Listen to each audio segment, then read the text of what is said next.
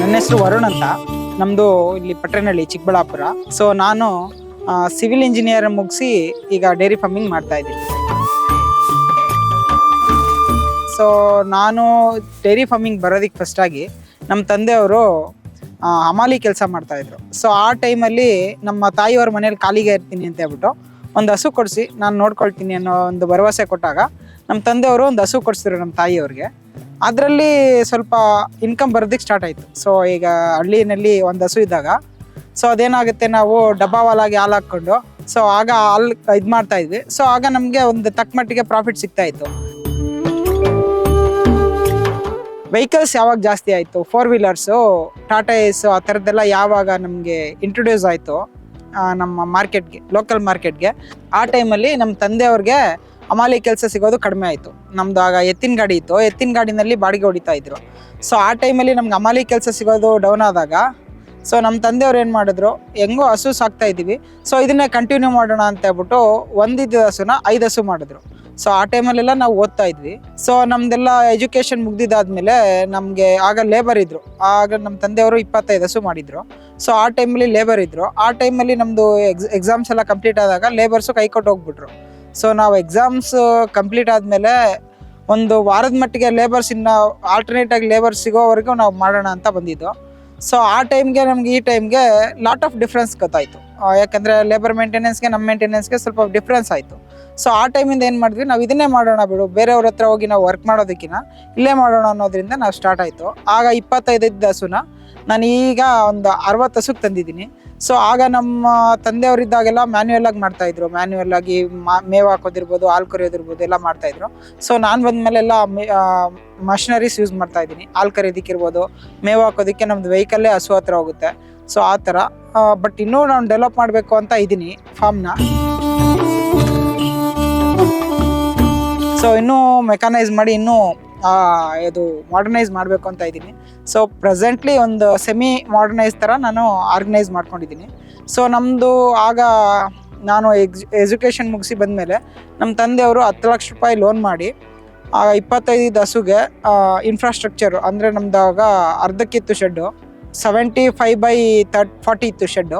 So ಅದನ್ನು ಈಗ 150/40ಗೆ ನಾವು ಎಕ್ಸ್ಟೆಂಡ್ ಮಾಡಿಕೊಂಡು ಆಗ ಅನಿಮಲ್ಸ್ ಎಲ್ಲ ಬೈ ಮಾಡಿ ಸೊ ನಾವು ಆ 10 ಲಕ್ಷದಲ್ಲಿ ಮತ್ತೆ ಸ್ಟಾರ್ಟ್ ಮಾಡ್ದೋ. ಸೊ ನಮ್ಗೆ ಆಗ ಅಪ್ರಾಕ್ಸಿಮೇಟಾಗಿ ನಮ್ಮದು ಇನ್ಫ್ರಾಸ್ಟ್ರಕ್ಚರ್ ಆಗ್ಬೋದು, ಅನಿಮಲ್ಸ್ ಆಗ್ಬೋದು, ಅವಾಗೆಲ್ಲ ನಮಗೆ ಒಂದು 35 to 40 ಲ್ಯಾಕ್ಸ್ವರೆಗೂ ಬಂತು. ಈಗ ಇದೇ ಮಾಡ್ಯೂಲ್ ಅಂದರೆ ಈಗ ಒಂದು 50 ಅನಿಮಲ್ಸ್ಗೆ ಅಷ್ಟಾಯಿತು.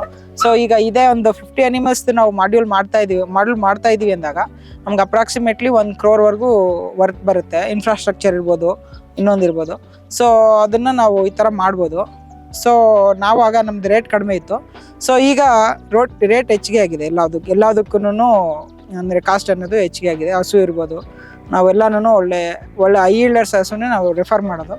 ಸೊ ಆ ಥರ ಇದ್ದಾಗ ಒಳ್ಳೊಳ್ಳೆ ಹಸು ನಾವು ಬೈ ಮಾಡ್ತಾಯಿದ್ದೀವಿ, ಒಳ್ಳೊಳ್ಳೆ ಇದು ಮಾಡ್ತಾಯಿದ್ದೀವಿ, ಒಳ್ಳೆ ಚೆನ್ನಾಗಿ ಇನ್ಫ್ರಾಸ್ಟ್ರಕ್ಚರ್ ಮಾಡ್ತಾಯಿದ್ದೀವಿ ಅಂದಾಗ ಈಗ ಅಷ್ಟಾಗುತ್ತೆ.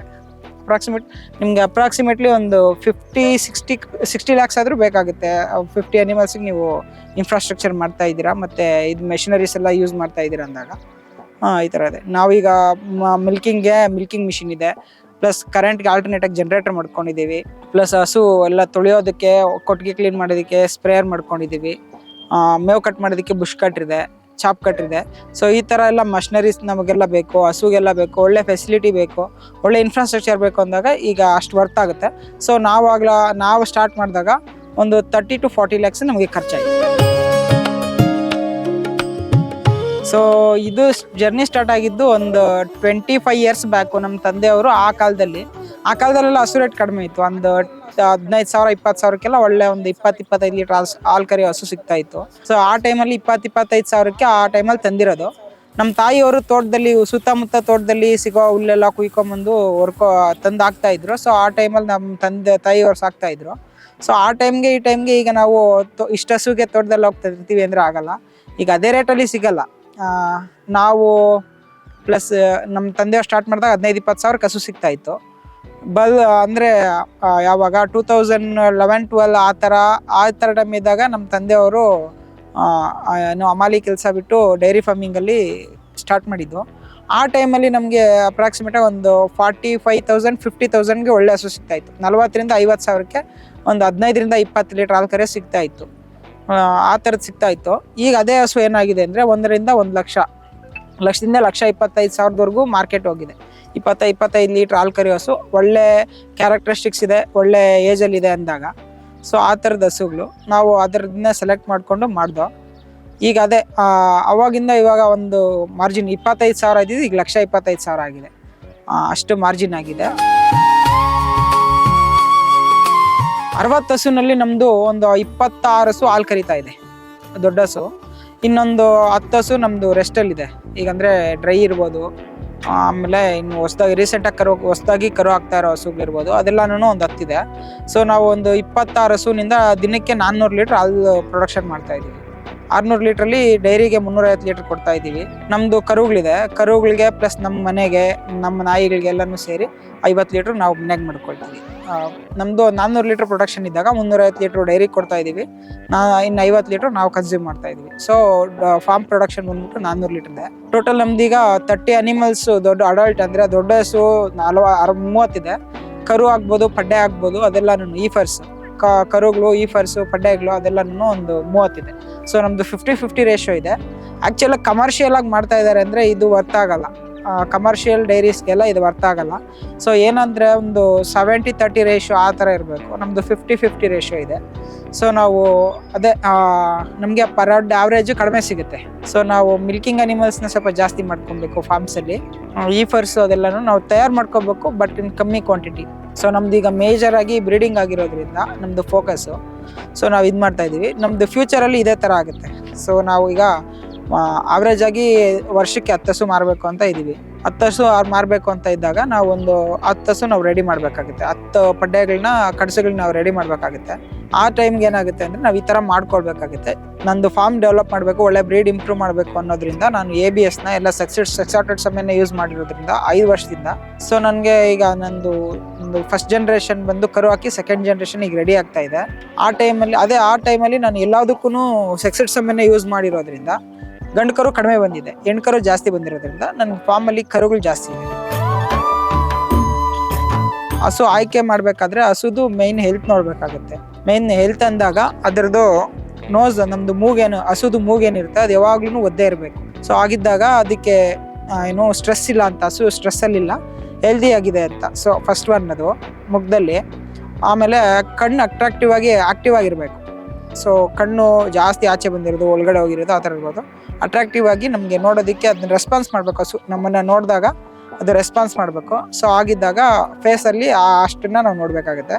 ನೆಕ್ಸ್ಟ್ ಇನ್ನು ಬಾಡಿ ಸ್ಕೋರ್ ಅಂದರೆ ಬಾಡಿ ಸ್ವಲ್ಪ ಏನು ಬೆಂಡ್ ಆಗಿರೋದು ಆ ಥರ ಏನಿರಬಾರ್ದು. ಅದರದ್ದು ಬೆನ್ನೂರು ಏನಿರುತ್ತೆ ಸ್ಟ್ರೈಟ್ ಆಗಿರಬೇಕು. ಅದಾದಮೇಲೆ ಕಾಲು 4 ಕಾಲು ಗಟ್ಟಿಯಾಗಿರ್ಬೇಕು. ಗೊರಸು ಜಾಸ್ತಿ ಬೆಳೆದಿರಬಾರ್ದು, ಕಾಲು ಗಟ್ಟಿಯಾಗಿರ್ಬೇಕು. ಮೇಯ್ನ್ ನಮಗೆ ಮನೆಗೆ ಅಡಿಪಾಯ ಯಾವ ಥರ, ಹಸು ಕಾಲು ಆ ಥರ. ಅದಾದಮೇಲೆ ಕೆಚ್ಚಲಲ್ಲಿ 4 ತೊಟ್ಟು ಒಂದೇ ಥರ ಇರಬೇಕು. ಕೆಚ್ಚಲು ಅನ್ನೋದು ಓವರ್ ಸೈಜಲ್ಲಿ ಇರಬಾರ್ದು, ಹಂಗೆ ಚಿಕ್ಕದಾಗೂ ಇರಬಾರ್ದು, ಅದು ಮೀಡಿಯಮ್ ಆಗಿರಬೇಕು. ಓವರ್ ಸೈಜ್ ಆಗಿದ್ದಾಗ ಏನಾಗುತ್ತೆ ಅಂದರೆ ಅದಕ್ಕೆ ಮಲಗಕ್ಕೆ ಹೇಳೋದಕ್ಕೆ ಕಷ್ಟ ಆಗುತ್ತೆ. ಸೊ ಆ ಟೈಮಲ್ಲಿ ಅದು ಗಾಯ ಮಾಡ್ಕೊಳ್ಳೋ ಚಾನ್ಸಸ್ ಇರುತ್ತೆ ಕಾಲಲ್ಲಿ ತುಳ್ಕೊಂಡು. ಸೊ ಓವರ್ ಆಗಿರಬಾರ್ದು, ಅಂದರೆ ಪೆಂಡುಲಸ್ ಅಡ್ಡರ್ ಅಂತಾರೆ, ಜೋಲ್ ಕೆಚ್ಚಲು ಅಂತಾರೆ, ಆ ಥರ ಇರಬಾರ್ದು.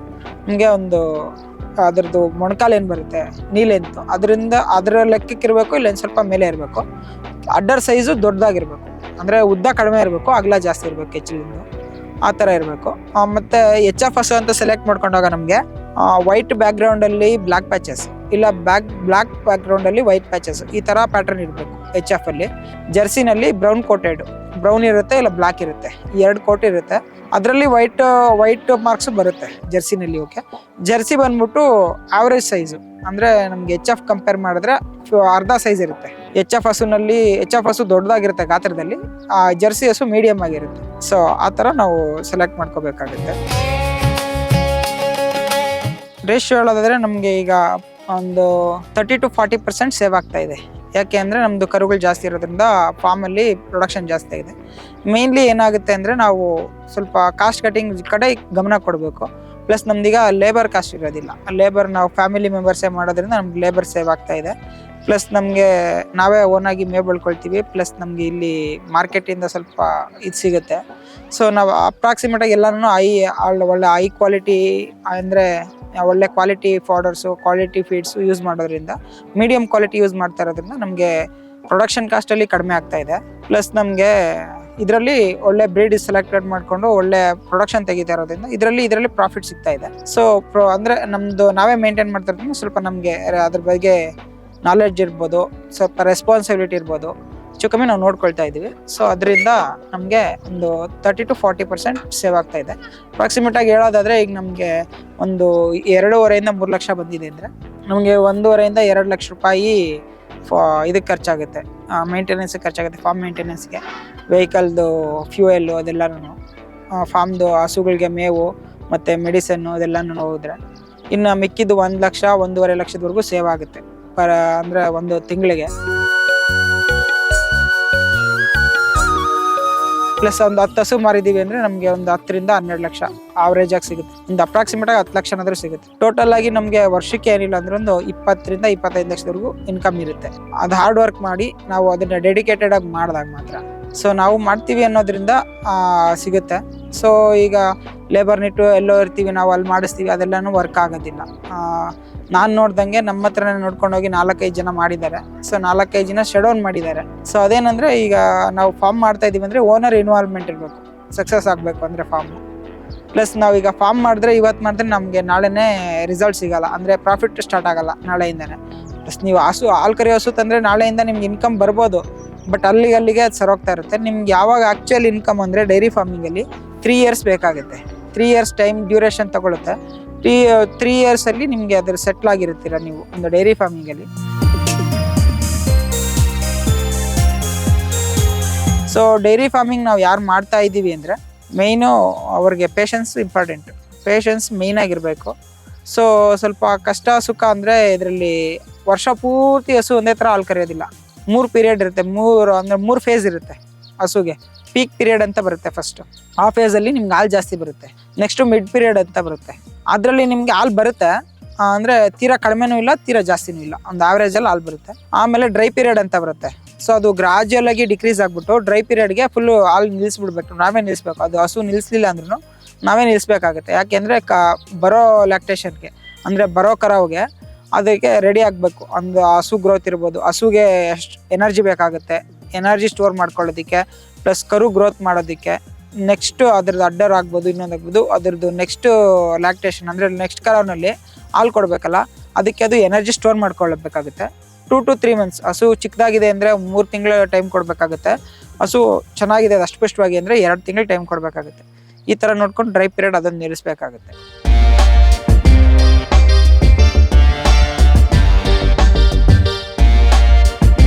ನಾವೀಗ ಹಸು ಜೊತೆಯಲ್ಲಿ ಮೇಕೆ ಸಾಕಿದ್ದೀವಿ, ಒಂದು 15 ಮೇಕೆ ಸಾಕಿದ್ದೀವಿ, ಅದ್ರ ಜೊತೆ ಒಂದು 50 ಕೋಳಿ ಸಾಕಿದ್ದೀವಿ, ಈ ಥರ ಸಾಕೊಂಡಿದ್ದೀವಿ.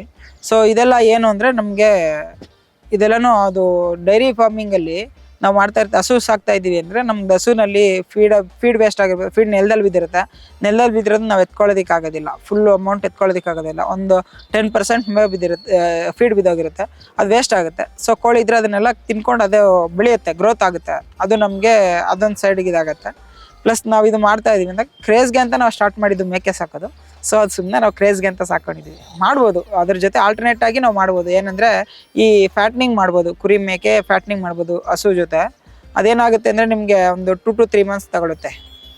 6 months, ಒಂದು ಬಕ್ರೀದ್ಗೆ ಮಾಡಬೇಕಂದ್ರೆ 1 ವರ್ಷನೇ ತಗೊಳುತ್ತೆ ಟೈಮು. ಸೊ ಅದು ಬಲ್ಕಾಗಿ ಒಂದ್ಸಲಿ ಅಮೌಂಟ್ ಸಿಗುತ್ತೆ ನಿಮಗೆ. ಸೊ ಒಂದು ಫಿಕ್ಸ್ಡ್ ಡಿಪಾಸಿಟ್ ಥರ ಇರುತ್ತೆ, ಅದು ನಿಮ್ಗೆ ಲಾಸ್ಟಲ್ಲಿ ಸಿಗುತ್ತೆ. ಇದು ಬಂದ್ಬಿಟ್ಟು ನಿಮ್ಗೆ ಡೈರಿನಲ್ಲಿ ಆದರೆ ನಿಮಗೆ 15 daysಗೆ, ಎವ್ರಿ 15 daysಗೆ ಪೇಮೆಂಟ್ ಆಗ್ತಾ ಇರುತ್ತೆ. ಸೊ ಇದು ನಿಮಗೆ ಮಂತ್ಲಿ ನಿಮಗೆ ಖರ್ಚು ವೆಚ್ಚಕ್ಕೆಲ್ಲನೂ ಇದಾಗುತ್ತೆ. ಸೊ ಅದು ಒಂದು ಬಲ್ಕಾಗಿ ಅಮೌಂಟ್ ಸಿಗುತ್ತೆ. ಆ ಥರ ಮಾಡಿದ್ರೆ ಆ ಥರನೂ ಮಾಡ್ಬೋದು, ಆಲ್ಟರ್ನೇಟ್ ಆ ಥರನೂ ಇದೆ. ನಾವು ಈಗ KMF ಕೊಡ್ತಾ ಇದ್ದೀವಿ. ನಮ್ಗೆ ಇಲ್ಲಿ ಲೋಕಲ್ ಡೈರೀಸ್ ಯಾವುದು ಅಷ್ಟಾಗಿಲ್ಲ, ಸೊ ನಾವು KMFಗೆ ಕೊಡ್ತಾ ಇದ್ದೀವಿ. KMF ಅಲ್ಲಿ ಏನಂದರೆ ನಮಗೆ ಸಬ್ಸಿಡೀಸ್ ಎಲ್ಲ ಸಿಗುತ್ತೆ, ಮತ್ತು ಇನ್ಶೂರೆನ್ಸ್ ಮಾಡಿಸ್ತಾರೆ, ಇದೆಲ್ಲ ಮಾಡಿಸ್ತಾರೆ. ಸೊ ಈ ರೈತರದ್ದು ಕಂಪ್ನಿ ಇದು KMF ಅನ್ನೋದು, ರೈತರ ಸಂಸ್ಥೆ. ಸರ್ ಈಗ PGPನಲ್ಲಿ ಲೋನ್ ಸಿಗ್ತಾ ಇದೆ. ಫಸ್ಟು ಮುದ್ರಾ ಸ್ಕೀಮ್ನಲ್ಲಿ ಸಿಗ್ತಾ ಇತ್ತು, ಈಗ ಮುದ್ರಾನಲ್ಲಿ PGPನಲ್ಲಿ ನೀವು ಲೋನ್ ಸಿಗ್ತಾ ಇದೆ, ಸಬ್ಸಿಡಿ ಲೋನ್ಸು. ಮುದ್ರಾನಲ್ಲಿ ಸಬ್ಸಿಡಿ ಇಲ್ಲ, PGPನಲ್ಲಿ ಸಬ್ಸಿಡಿ ಲೋನ್ ಇದೆ. ಪ್ಲಸ್ ಈಗ ನಮ್ಮ KMFಗೆ ನಾವು ಹಾಲು ಕೊಡ್ತಾ ಇದ್ದೀವಿ ಅಂದಾಗ ನಮಗೆ ಅವರು 85%ವರ್ಗೂ ಇನ್ಶೂರೆನ್ಸು ಅವರೇ ಪೇ ಮಾಡ್ತಾರೆ ಪ್ರೀಮಿಯಮ್ಮು. ಸೊ ನಾವು 15% ಪೇ ಮಾಡೋದು. ಇನ್ ಕೇಸ್ ಹಸು ಎಕ್ಸ್ಪೈರ್ ಆಯಿತು ಅಂದರೆ ಅದಕ್ಕೆ ಒಂದು ಕಾಂಪನ್ಸೇಷನ್ ಅಂತ ಕೊಡ್ತಾರೆ. ಅವ್ರು ಮಾರ್ಟ್ಗೇಜ್ ಮಾಡಿ ಈ ಹಸು ಇಷ್ಟು ವ್ಯಾಲ್ಯೂ ಆಗ್ಬೋದು ಅಂದರೆ ಗೌರ್ಮೆಂಟ್ ವ್ಯಾಲ್ಯೂ ಆ ಥರದ್ದು ಪೇಮೆಂಟ್ ಆಗುತ್ತೆ. ಪ್ಲಸ್ ಸಬ್ಸಿಡೀಸ್ನಲ್ಲಿ ಮಿಲ್ಕಿಂಗ್ ಮಿಷಿನ್ ಇರ್ಬೋದು, ಚಾಪ್ ಕಟ್ರ್ ಇರ್ಬೋದು, ಮ್ಯಾಟ್ ಇರ್ಬೋದು ಎಲ್ಲ ಕೊಡ್ತಾರೆ. KMF ಸೈಡಿಂದ ಇಷ್ಟು ಫೆಸಿಲಿಟೀಸ್ ಇದೆ. ಇನ್ನು ಡೈರಿ ಫಾರ್ಮರ್ಸ್ಗೆ ಏನು ಹೆಲ್ಪ್ ಅಂದರೆ ಗೌರ್ಮೆಂಟ್ ಕಡೆಯಿಂದ ಫ್ರೀ ವ್ಯಾಕ್ಸಿನ್ಸ್ ಮಾಡ್ತಾ ಇದ್ದಾರೆ. ಇಯರ್ಲಿ ಟ್ವೈಸ್ ಅಂದರೆ 6 months ಒನ್ಸು FMD ವ್ಯಾಕ್ಸಿನ್ ಮಾಡ್ತಾರೆ, ಇಯರ್ಲಿ ಒನ್ಸು LSD ಮಾಡ್ತಾರೆ. ಈ ಥರ ವ್ಯಾಕ್ಸಿನ್ಸ್ ಮಾಡ್ತಾರೆ, ಬ್ರುಷೆಲ್ಲಾ ವ್ಯಾಕ್ಸಿನ್ ಮಾಡ್ತಾರೆ. ಸೊ ಈ ಥರ ಹೆಲ್ಪ್ ಮಾಡ್ತಾ ಇದ್ದಾರೆ ಗೌರ್ಮೆಂಟ್ ಸೈಡಿಂದ. ಹಾಲಿನ ರೇಟು ಫ್ಲಕ್ಚುಯೇಷನ್ ಆಗ್ತಾ ಇರುತ್ತೆ. ಸೊ ಹಾಲಿನ ರೇಟ್ ಕಡಿಮೆ ಇದೆ, ತೀರಾ ಕಡಿಮೆ ಇದೆ ಈಗ ಕಂಪೇರ್ ಮಾಡ್ಕೊಂಡ್ರೆ. ಬೇರೆ ಪ್ರೈವೇಟ್ ಡೈರಿನಲ್ಲೆಲ್ಲ ಜಾಸ್ತಿ ಕೊಡ್ತಾರೆ. ಸೊ ನಾವು ಅಷ್ಟು ಇದು ಮಾಡೋದಕ್ಕಾಗೋದಿಲ್ಲ. ಗೌರ್ಮೆಂಟ್ನ ನಾವು ಅಷ್ಟು ಡಿಪೆಂಡ್ ಮಾಡಿ ನೋಡಿಕೊಂಡು ರೈತರ ಪರ ನೀವು ಯೋಚನೆ ಮಾಡಿ ರೈತರಿಗೆ ಒಂದು ನ್ಯಾಯಯುತ ಬೆಲೆ ಅಂದರೆ ಈಗ ನಾವು ಏನಂದರೆ ತೀರಾ ರೈತರಿಗೂ ಮೋಸ ಆಗೋದು ಬೇಡ, ಅಲ್ಲಿ ಕಂಪ್ನಿಗೂ ಮೋಸ ಆಗೋದು ಬೇಡ. ಆ ಥರ ನೀವು ಒಂದು ಇದು ಮಾಡಿ, ಒಂದು ಮೀಟಿಂಗ್ ಮಾಡಿ, ಒಂದು ನೀವು ನಿರ್ಧಾರಕ್ಕೆ ಬಂದು ಒಂದು ನ್ಯಾಯಯುತ ಬೆಲೆ. ಈಗ 35 ಇದೆ ಲೀಟ್ರಿಗೆ. ನಿಮಗೆ ಫೀಡೆಲ್ಲ ಬಂದರೆ ನಿಮಗೆ KMFಲ್ಲಿ ಈಗ ಒಂದು 25+ ಆಗುತ್ತೆ ಫೀಡ್ ರೇಟು. ಸೊ ಬೇರೆ ನಾವು ಕಂಪ್ನಿ ತೊಗೊಳ್ತೀವಿ ಅಂದರೆ 30+ ಆಗುತ್ತೆ ನಮಗೆ ಫೀಡ್ ರೇಟ್ ಎಲ್ಲ ಆಚೆ. ಸೊ ನಮಗೆ 1 kg ಫೀಡ್ ಕೊಟ್ಟಿದ್ದೀವಿ ಅಂದರೆ 3 ಲೀಟ್ರ್ ಹಾಲು ಬರುತ್ತೆ. ಅಲ್ಲಿಗೆ ಫೀಡ್ಗೆ ನಮಗೆ 1 ಲೀಟ್ರ್ ಹಾಲು ಪ್ರೊಡಕ್ಷನ್ ಮಾಡಬೇಕಂದ್ರೆ 10 ರಿಂದ 12 ರೂಪಾಯಿ ನಮಗೆ ಫೀಡ್ ಖರ್ಚೆ ಹೋಗುತ್ತೆ. ಇನ್ನು ಫಾಡರ್ ಖರ್ಚಿರುತ್ತೆ, ಮೆಡಿಸನ್ ಇರುತ್ತೆ, ಇಷ್ಟೆಲ್ಲ ಇರುತ್ತೆ. ಸೊ ಅದನ್ನು ನೋಡಿಕೊಂಡು ಅದನ್ನು ಒಂದು ದೃಷ್ಟಿಲಿ ಇಟ್ಕೊಂಡು, ಹಸು ಒಂದೇ ಥರ ಹಾಲು ಕೊಡೋದಿಲ್ಲ ಬೇರೆ. ಅದನ್ನು ನಾವು ಹಾಲು ಕಡಿಮೆ ಕೊಡ್ತಾ ಇದೆ ಅಂತ ಕಡಿಮೆ ಫೀಡ್ ಮಾಡೋದಕ್ಕಾಗಲ್ಲ. ಒಂದು ಆವ್ರೇಜಾಗಿ ನಾವು ಫೀಡ್ ಮಾಡಬೇಕಾಗುತ್ತೆ. ಒಂದು ಹಸುಗೆ ಆವ್ರೇಜಾಗಿ ನಾವು 5 to 6 kgs ಕಾನ್ಸಂಟ್ರೇಟ್ ಫೀಡ್ ಮಾಡಬೇಕಾಗುತ್ತೆ.